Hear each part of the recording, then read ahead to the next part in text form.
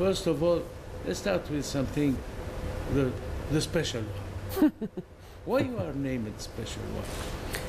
You know, people think that I am the special one, and that's not true. I told that story a few times already. I told I am a special one.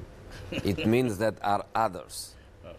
But people in that moment in England in 2004, when I arrived for the first time, then the nickname started and stayed. It suits you. I think it suits me because my career is full of wonderful moments, but as I was saying, I am not the special one. I am a special one. There are other people in the game, many players, many coaches, that they did also amazing things, and of course they are also special. Yeah. When we talk about the mercato now, we talk always about the sports director, direttore sportivo. We talk about what is the role of the sports director when you have a coach like Mourinho. He knows everything about the mercato. He knows everything about the manager. You know, there are many ways to build the structure of a club, a structure of a football department. Let's say that. And honestly, nowadays I think that is very important that you have a structure and not a person. The person, the coach, the manager, the way you want to call it, the more knowledge he has, in different areas of the game, obviously the better. But it's very important to have a structure. It's very important to have specialized people that take care about some specific areas. And it's also very important to have empathy between everybody in the club. When you are going to make a big decision for the club, and normally mercato, we are speaking about big economical decisions. I think obviously that is a decision to be shared by everyone at the club. What do you need for the champions as a mercato? Does the mercato have specific thing for the Champions League? For the Champions League, I think to win the Champions League, obviously you need special players, and special players, they make the difference. And you go to the history of the Champions League, and the majority of the teams that won it, they had that special player that in the right moment, in the key moment, he made the difference. But there are other ways to win the Champions League. You can win the Champions League also with a fantastic team, and with a fantastic spirit, and with a dream. And you know, when the dream is there and everybody in the club looks to that dream and makes that dream a great motivation, is also possible to win a Champions League like that. Yeah.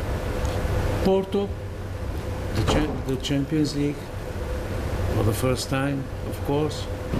Then Chelsea, they didn't win the title since 50 years. Then Inter, and then the tripleta, the famous tripleta, Coppa, Scudetto, and Champions. Yeah. And I feel, or we feel, like when you talk about Inter, it's something very special. It's affection. It's Moratti. It's Inter. It's family. It's a family. It's family. And vice versa. Yeah. In Milan, people when they speak about Mo, it's something special, really special. I've enjoyed very much. Really special one. I've enjoyed very much because it was, as I was saying before, there was a dream. As you know, Inter won the not the Champions League in the new format, but around 50 years ago, Inter won, was European champion, and then there was a huge generation of Interisti that had the dream. At the same time, the president was the president's son in that Yeah. victory 50 years ago. So in the family, Moratti was also a dream. And then was a generation of players that was winning titles in Italy for a few years and had the dream also of the Champions League. So the group was really strong. I used to call it a family because we were really a family, and the dream was there.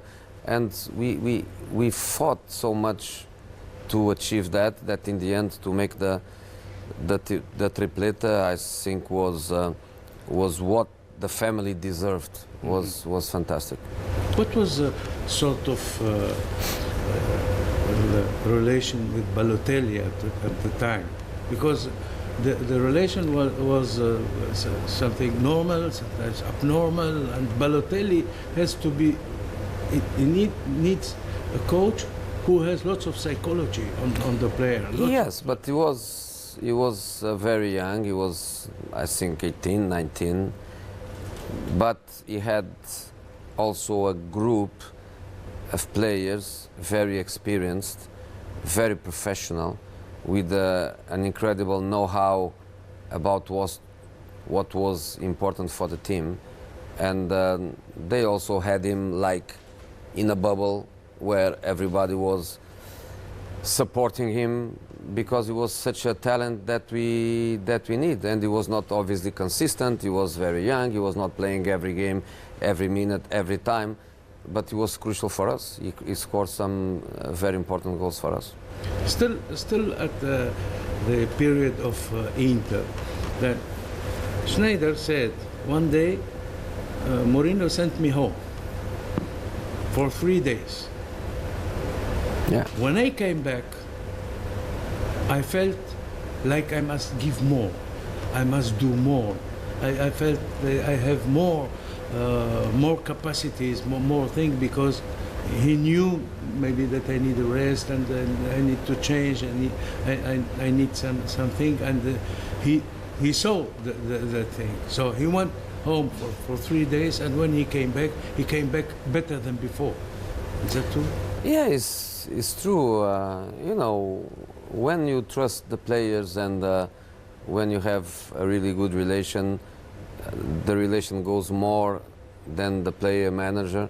In that specific situation, we fought so much to bring him from Real Madrid to Inter. He became a really special player for us.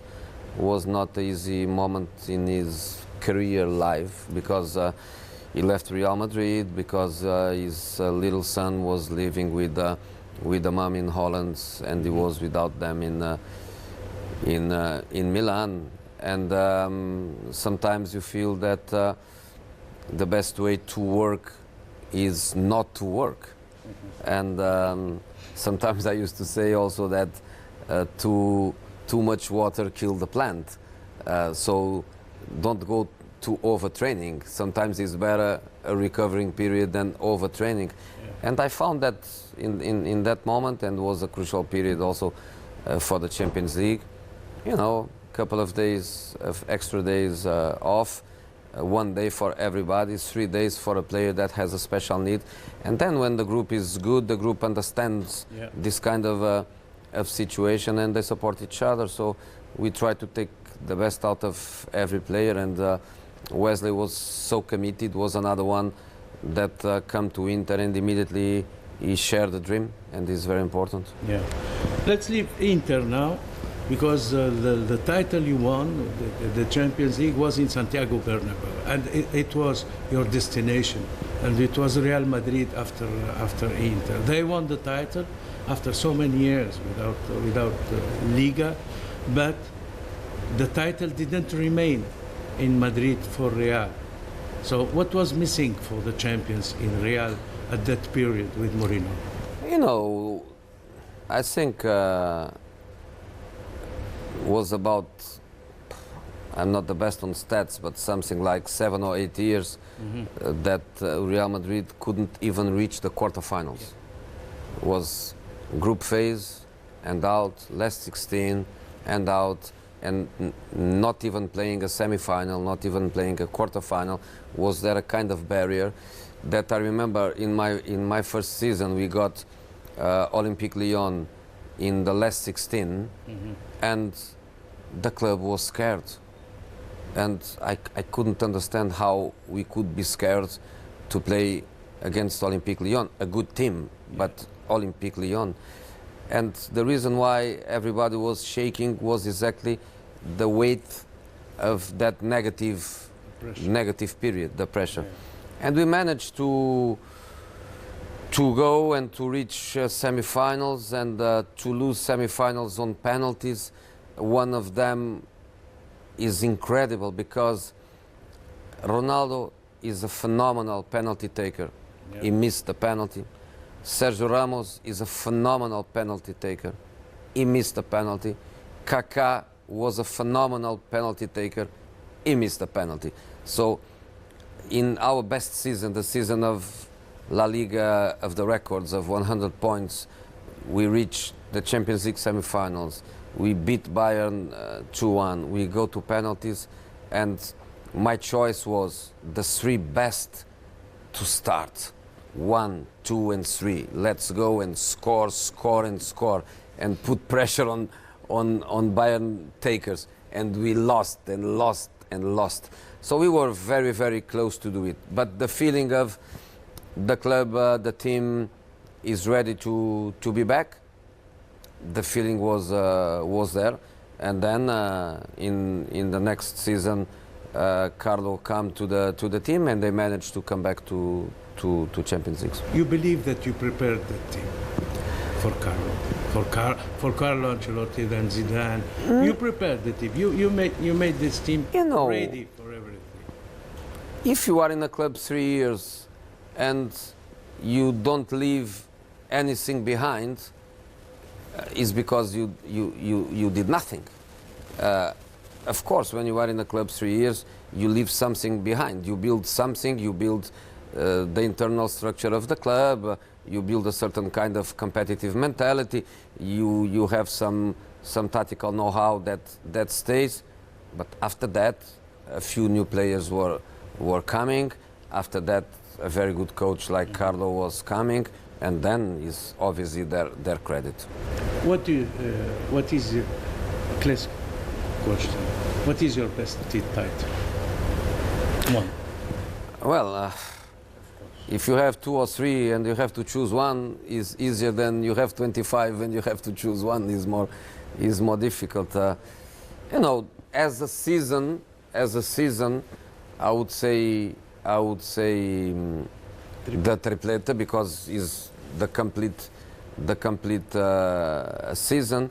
I could say the Porto Champions League, because is a Portuguese team, a team from my nation. You do it for yourself, you do it for the club, you do it for your country. Is a special feeling. But I want to say that the best title is the next one that I'm going to win. But if you tell me, well, I wish for Mourinho to win, but where? I don't know.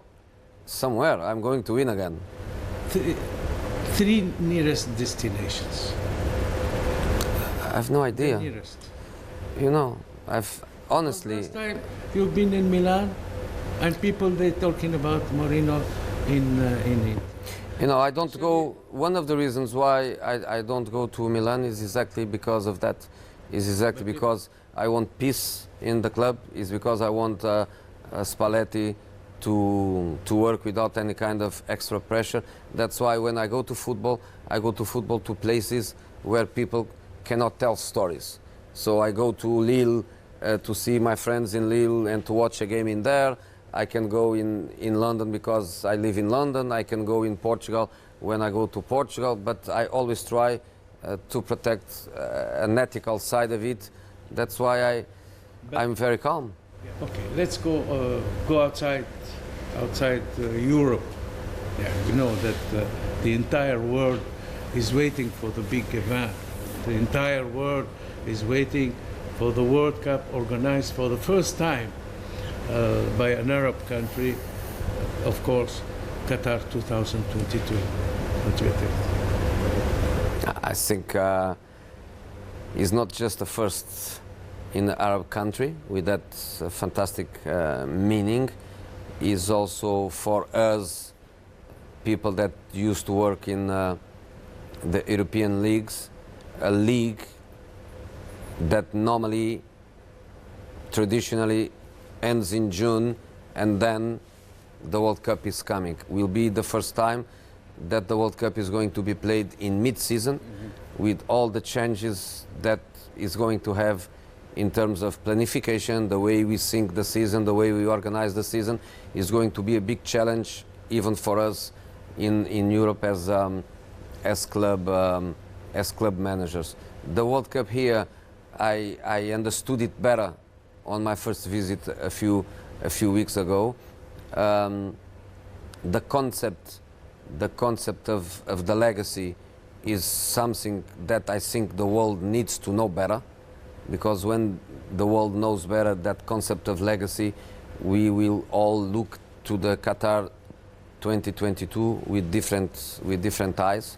And then your country give us also something new, which is to play a World Cup in a very small area, which is good for the players, is good for the coaches, is good for the fans. You are in a small square meter area. You can watch in the stadium more than one match per day. The teams, they can stay for the whole month in the same training center, in the same facilities, in the same hotels. The fans the same.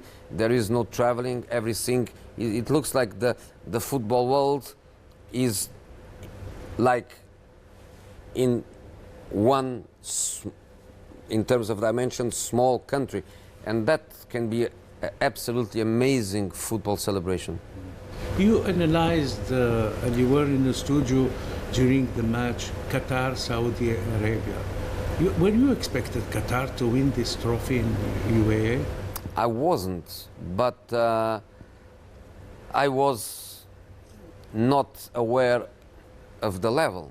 One of the things that brought me to you was exactly my always need to learn more, to discover more, and I didn't know much about football in this area of the globe, and I didn't know much about the level of the competition. And when I saw Qatar play the first match, I was really surprised, and immediately I spoke about a great work by the coach and the staff and the structure behind, and then I was also surprised with the technical and the competitive level of the players. And step by step I was thinking, wow, they can for sure make history by being the best participation ever. But I always thought semi-finals, finals, Iran, South Korea, Japan, teams with more experience, teams with some players playing in more competitive championships. I thought that maybe the maximum was the semi-finals, but they did absolutely amazing, and the way they won the final says everything. Back to Mourinho. Regarding the winning mentality, there is lots of coaches, they stay in the club for years, they don't win. Mourinho first arrived in a team. Apart, he has good relation in the dressing room, good relation with the players, good relation with the staff, with the president. Mourinho impose or install mentality of winning mentality, a winner. You know, I can't change myself. Everywhere. Yeah, I won some titles in every club I have been, and it's something that I cannot run away from my mentality. Some coaches they prefer to sell the idea of I have a philosophy, but I think the philosophy, you have to sell it after you win. First you win, and then you sell a philosophy, and then you prove everybody that your philosophy is correct, that your philosophy is great, but you have to win. If you try to sell your philosophy and you win nothing, then what's the point? I have a philosophy, I have an identity. My team plays very well is not true. Because if your team plays very well, your team wins. Yeah. So I don't like very much these contradictions that we have nowadays in football, you know. So that's just my point of view. Press conference. This is a very strong point for Mourinho. Journalists, I followed all the press conference when we were in Inter. I cannot miss one, because the journalists, especially the Italian, they come to the press conference with having question in mind. Mm-hmm. And when they stay in front of Mourinho change completely the discussion. He make the discussion. So they listen, and you impress everybody by this. You don't wait for the questions of the journalists. No. Because the journalist waiting for you what to say, what new has Mourinho to say. You know, depends on the perspective, and depends on the way also the journalists they want to approach it. Of course, I want to try always to be one step ahead, to try to anticipate which areas they are coming with. Of course, I try to go with a certain message that I wanted to be dominant in the press conference, and then I have no filters. You know, I am what I am. I answer what I think, even if it is not, let's say, the political correct answer. I have no filters. I'm just genuine, and sometimes I show my emotions, and that's the way I am. And of course, you have to try to adapt, but without losing the nature, and that's my nature.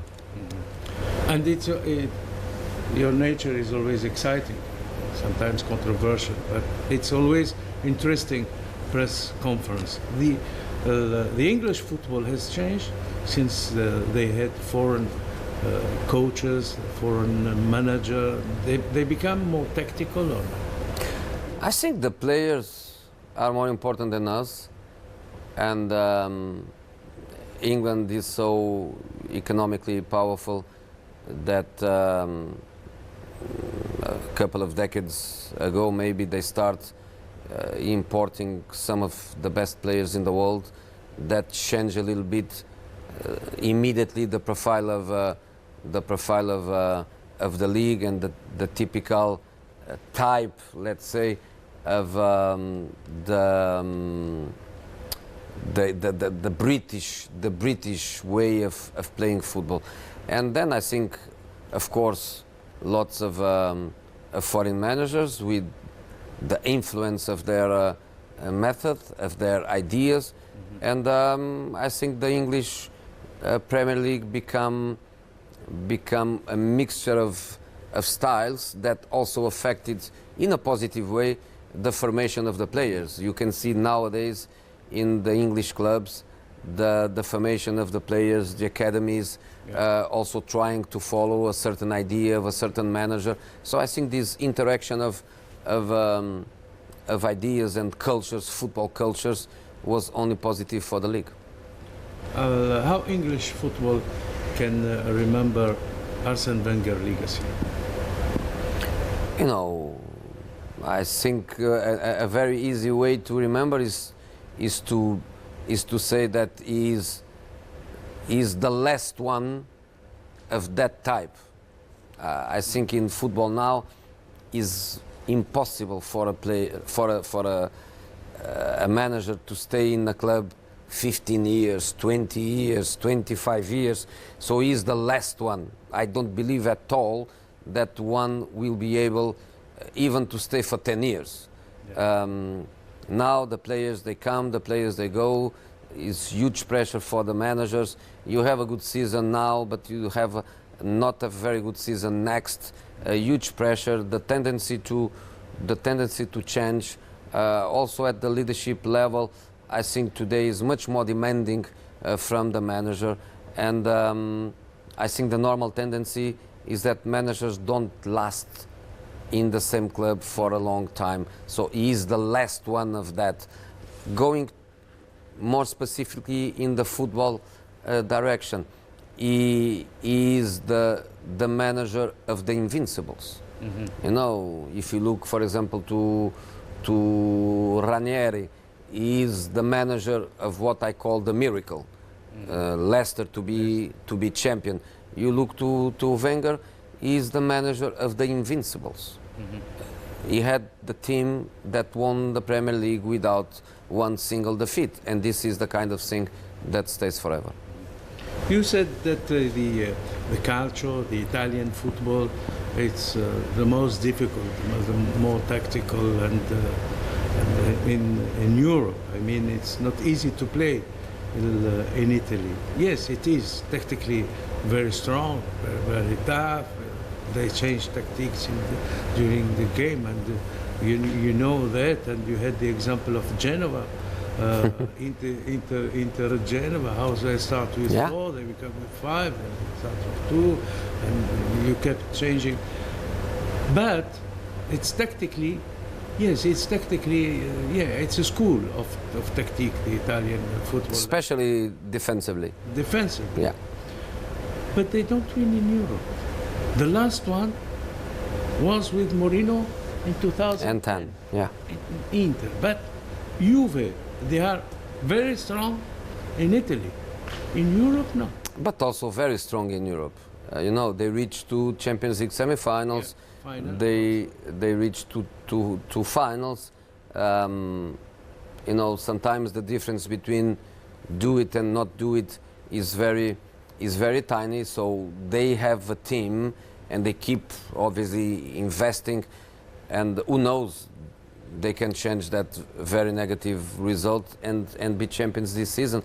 So they are really close. What I think the Italian league now needs is more competitiveness, more teams fighting for the title. And then when you have a fight of 3, 4, 5 teams really close, all of them at the highest level, you know, you push each other for a certain level that are going to be beneficial for you when you play in the Champions League.